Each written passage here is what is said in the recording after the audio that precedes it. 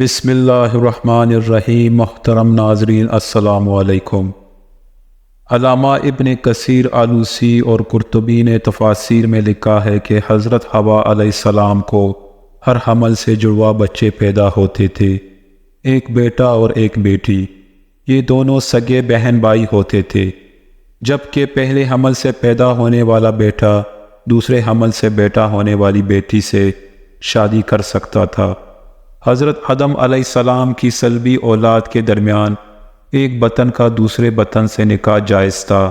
جب حضرت آدم و حوا دنیا میں آئے اور توالد و تناسل کا سلسلہ شروع ہوا تو ہر ایک عمل سے ان کے دو بچے پیدا ہوئے، ایک لڑکا اور دوسری لڑکی۔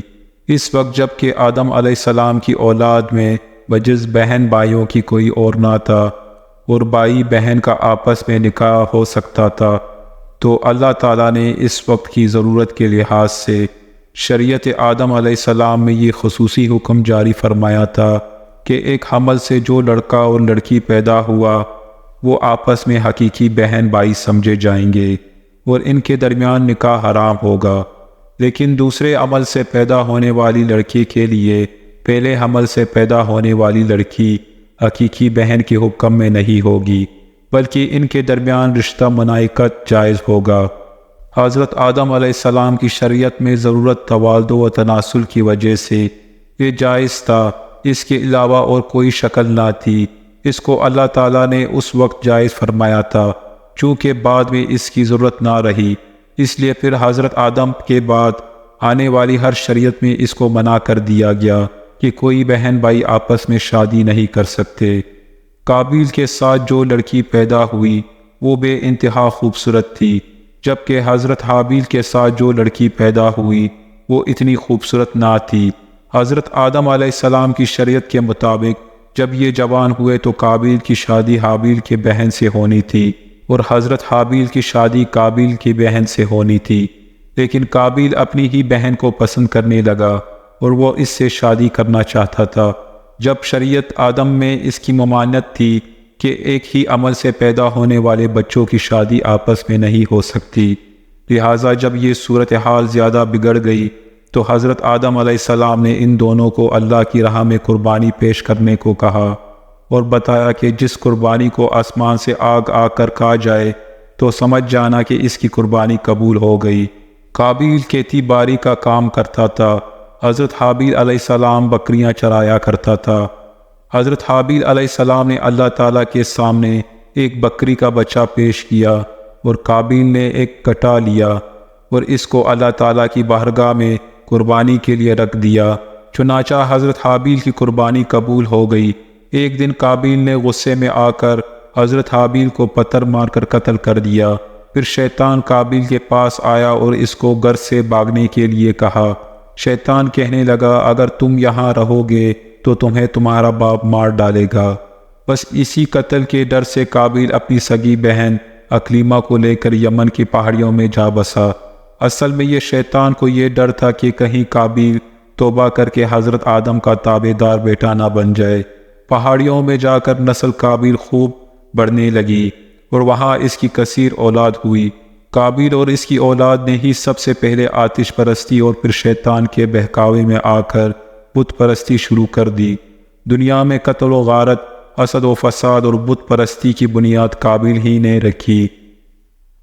حضرت عبداللہ بن مسعود رضی اللہ تعالیٰ عنہ سے روایت ہے کہ حضور نبی کریم صلی اللہ علیہ وآلہ وسلم نے فرمایا دنیا میں جب بھی کوئی ظلم سے قتل ہوتا ہے تو اس کا ایک گناہ حضرت آدم علیہ السلام کے بیٹے قابیل کے گردن پر ضرور ہوتا ہے، اس لیے کہ وہ شخص ہے جس نے ظالمانہ قتل کی ابتدا کی اور یہ ناپاک طریقہ جاری کیا۔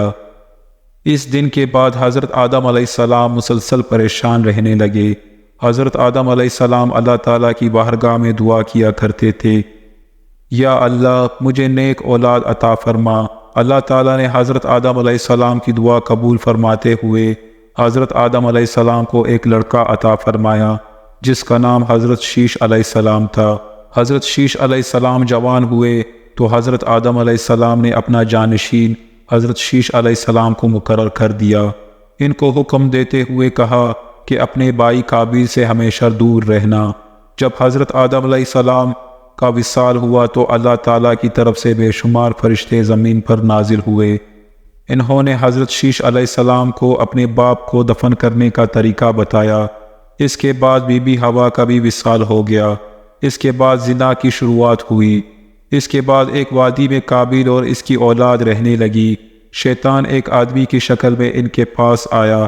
شیطان نے ان لوگوں کو عیش و عشرت میں لگا دیا۔ شیطان نے ان کو ایسے ایسے کپڑے اور گانے بجانے کے طریقے سکھائے کہ وہ کبھی بھی ان کو بھول نہ سکے۔ انہوں نے ایک دن میلے کے لیے مقرر کیا جس پر وہ برہنہ عورتیں اور مرد اکٹھے ہو کر شرکت کرتے تھے۔ ان میلے پر طرح طرح کے گانے اور موسیقی کی آوازیں آتی تھی۔ اس طرح جو شخص مومن تھے ان کو بھی یہ آوازیں سنائی دیتی تھیں۔ ایک دن ایک مومن کے دل میں خیال آیا کہ میں یہ سب کچھ قریب سے دیکھنا چاہتا ہوں۔ ایک دن وہ مومن اپنے ساتھیوں سے چوری چھپ کے وہاں سے نکلا اور قابیل کے لوگوں کے پاس آ گیا۔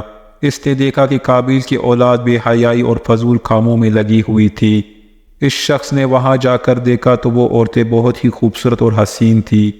اس حوالے سے روایت میں آتا ہے کہ حضرت شیش اور اس کے ساتھی بہت ہی حسین و جمیل و جوان تھے۔ ان کی نسبت ان کی عورتیں زیادہ پیاری نہ تھیں۔ قابیل کی اولاد میں لڑکیاں تو بہت ہی پیاری تھیں لیکن ان کی نسبت مرد زیادہ حسین و جمیل نہ تھے۔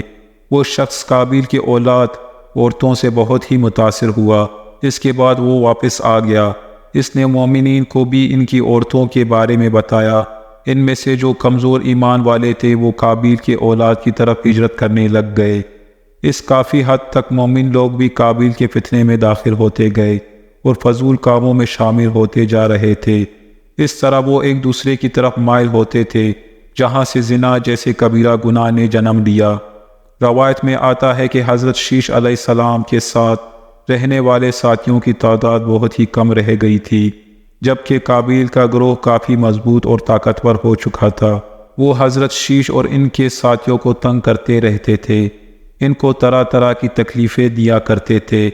حضرت آدم علیہ السلام کے وفات کے وقت حضرت شیش علیہ السلام کو نصیحت کی تھی، اے میرے جانشین، میرے بعد تقوی اختیار کرنا اور اپنی نسل کو قابیل سے پاک رکھنا۔ ایسے ہی ہوا، حضرت شیش علیہ السلام نے شادی سے انکار کیا، جس پر قابیل کے بیٹے حضرت شیش کی اولاد میں سے لڑکی کو اٹھا کر لے گئے، جس پر حضرت شیش علیہ السلام نے اللہ کے حکم سے قابیل کے لشکر پر حملہ کیا اور ان کو تہس نہس کر کے لڑکی کو آزاد کروا لیا۔ مسلمان، یہودی اور عیسائی اس بات پر متفق ہیں کہ اس وقت دنیا میں جتنے بھی لوگ موجود ہیں وہ نسل شیش علیہ السلام سے ہیں، کیونکہ حابیل 20 سال کی عمر میں شہید کر دیے گئے۔ ان کا کوئی جانشین نہ تھا۔ قابیل اور اس کی اولاد شیطان کی پیروکار بنی، جس کو طوفان نوح میں غرق کر دیا گیا تھا۔ اس لیے نسل انسانی صرف اور صرف حضرت آدم کی تیسرے بیٹے حضرت شیش علیہ السلام سے ہے۔ اگر دیکھا جائے تو زنا اس وقت ہی شروع ہو گیا تھا جب قابیل اپنی بہن اکلیمہ کو لے کر وہاں سے بھاگ گیا تھا۔ اس نے اپنی بہن کے ساتھ ہی اپنی اولاد کو جنم دیا۔ تفسیر ابن کثیر سورۃ المائدہ آیت نمبر 27۔ اگر آپ میرے چینل پر نئے ہیں تو اس طرح کی ویڈیوز دیکھنے کے لیے چینل کو ضرور سبسکرائب کیجیے۔